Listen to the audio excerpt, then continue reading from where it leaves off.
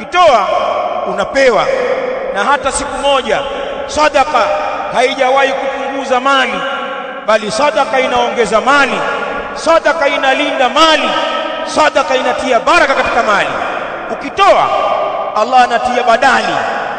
Qala alayhi salatu wassalam, ma naqasat sadaqatun min mal, haijawahi kupunguza sadaka chochote katika mali. Ukiona mtu anakuambia kwamba ameishiwa, amefilisika kwa sababu kutoa sadaka, muongo, ana mambo yake huyo. Sadaka inanawirisha na kuongeza na kutia baraka mali, bali wenye kutoa sadaka hata wanapoyumba Allah anawafunika kwa rahma yake, anawapa stara.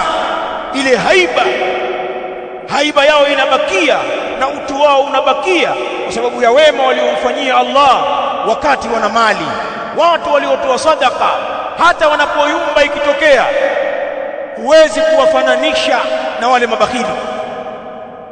Kwa hivyo Allah anatuambia hakuna chochote mkitoacho katika sadaka isipokuwa yeye Allah subhanahu wa ta'ala anakiletea badali.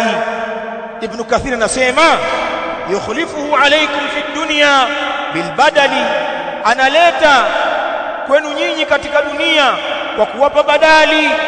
Wa fil akhirati biljazai wathawab, na Allah anawapa kwa akhira malipo mazuri na thawabu mbalimbali.